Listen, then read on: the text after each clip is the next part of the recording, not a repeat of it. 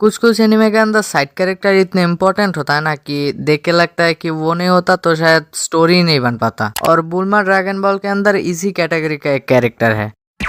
तो hello guys, कैसे हो सब लोग। आज मैं तुम्हें बताता हूँ कि ड्रैगन बॉल के अंदर बुल्मा की इम्पोर्टेंस कितना है, मतलब बुल्मा की होने या ना होने से ड्रैगन बॉल सीरीज के अंदर क्या और कितना फर्क पड़ता। चलो शुरू से शुरुआत करता हूँ। शुरुआत में क्या हुआ था कि गोकू जंगल में अपने ग्रैंडफा के घर अकेला रहता था। उसे ये पता भी नहीं था कि उस जंगल के बाहर भी कोई दुनिया है जहाँ पे इंसान नाम की कोई जीव भी रहता है। अब एक दिन बुल्मा ड्रैगन बॉल ढूंढते ढूंढते उस जंगल में आ जाती है, क्योंकि गोकू के पास था 4 स्टार ड्रैगन बॉल, जिसे गोकू अपना ग्रैंडफा मानता था। 4 स्टार ड्रैगन बॉल की बदौलत गोकू और बुल्मा की पहली बार मुलाकात होती है और तब बुल्मा गोकू को भी अपने साथ ड्रैगन बॉल ढूंढने ले जाती है। ड्रैगन बॉल ढूंढते ढूंढते गोकू और बुल्मा मास्टर रोशी से मिलते हैं और गोकू मास्टर रोशी से मार्शल आर्ट सीखता है। ये तो रहा असली स्टोरी, लेकिन अगर सोचो इस स्टोरी के अंदर बुल्मा नहीं होता तो क्या क्या चेंजेस आता। अगर बुल्मा को कभी ड्रैगन बॉल के बारे में पता ही नहीं चलता तो बुल्मा कभी ड्रैगन बॉल ढूंढने निकलती ही नहीं, और बुल्मा अगर कभी ड्रैगन बॉल ढूंढने नहीं निकलती तो बुल्मा की मुलाकात कभी गोकू से भी नहीं होती, और अगर बुल्मा की मुलाकात गोकू से नहीं होती तो गोकू और बुल्मा कभी ड्रैगन बॉल ढूंढने भी नहीं जाते। ड्रैगन बॉल ढूंढने नहीं जाते तो गोकू की मुलाकात कभी मास्टर रोशी से भी नहीं होता। मास्टर रोशी से अगर कभी गोकू की मुलाकात नहीं होती तो गोकू कभी मार्शल आर्ट भी नहीं सीख पाता। गोकू अगर मार्शल आर्ट नहीं सीख पाता तो गोकू वीक रह जाता। इस सिचुएशन में बुल्मा और गोकू ड्रैगन बॉल ढूंढने नहीं निकलता, लेकिन रेड रिबन आर्मी तो निकलता ना। अब जब 4 स्टार ड्रैगन बॉल गोकू के पास है तो obviously Red Ribbon Army Goku के पास भी आता उसके 4 स्टार ड्रैगन बॉल लेने। गोकू 4 स्टार ड्रैगन बॉल को अपना ग्रैंडफा मानता है। That reason Goku 4 star Dragon Ball Red Ribbon Army को नहीं देता, क्योंकि उसने बुल्मा को भी मना कर दिया था। अब जब Goku 4 star Dragon Ball Red Ribbon Army को देने से मना कर देता तो रेड रिबन आर्मी गोकू को मारने की कोशिश करती। गोकू रेड रिबन आर्मी के मामूली सोल्जर्स को तो आराम से हैंडल कर लेगा, क्योंकि इतना केपेबल तो मार्शल आर्ट सीखने के पहले से ही था। लेकिन एक टाइम ऐसा आएगा जब red Ribbon army mercenary tau को भेजेगा, और मुझे शायद बताने की जरूरत नहीं है कि मार्शल आर्ट सीखने के बाद भी गोकू को क्या क्या करना पड़ा था मर्सनरी टाओ को हराने के लिए। और यहाँ पे गोकू को मार्शल आर्ट नहीं आती तो समझो गोकू का खेल यही पे खत्म। अच्छा चलो मान लेते हैं कि गोकू यहाँ पे किसी तरह मर्सनरी टाओ को भी सर्वाइव कर लेता है। लेकिन तुम्हें याद है किंग पिक्लो? हाँ वही बुड्ढा पिक्लो। ये पिक्लो का बाप है या क्या, मुझे आज तक समझ में नहीं आया।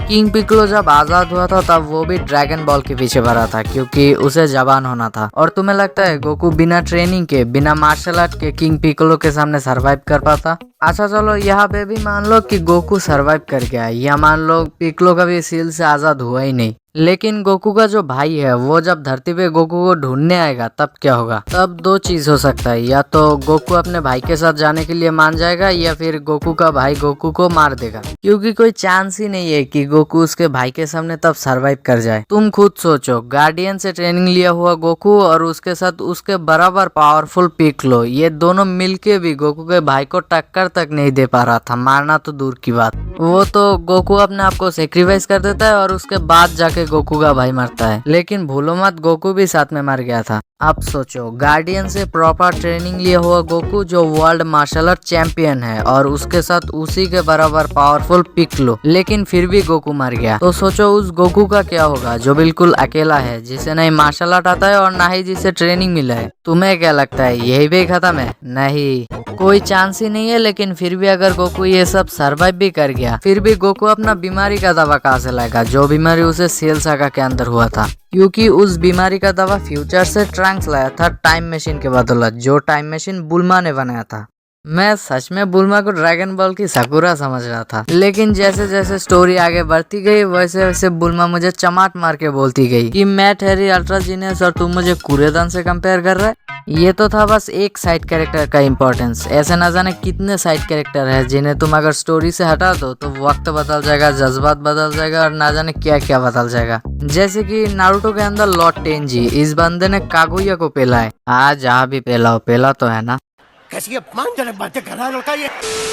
अगर लॉर्ड टेंजी और कागुया के बीच कुछ ना होता तो हागुरोमो पैदा ही नहीं होता। और तुम्हें शायद बताने की जरूरत नहीं है कि हागुरोमो अगर पैदा नहीं होता तो क्या होता, पूरा शिनोबी वर्ल्ड ही नहीं होता। उसके बाद तुम आइजेन को देख लो, अगर ब्लिस के अंदर एक पत्ता भी हिलता है तो वो इस बंदे की प्लान है। इचिगो रुकिया से मिला है, इचिगो को पावर मिला है, इचिगो सोल सोसाइटी गया है, ये सब कुछ उसका प्लान था।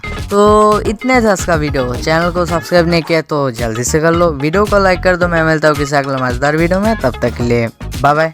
जाको, क्या तुम अपनी पुरानी दोस्त की मदद नहीं करोगे? मैं फिजिक्स को नहीं बदल सकता। पर तुम बहादुर, स्मार्ट और समझदार हो, तो जरूर कुछ ना कुछ सोच लोगे। ये सब तो सही है। पता है तुम्हारा ये चार्म मुझ पर काम कर सकता था अगर तुम्हारी एज 10-15 साल कम होती तो।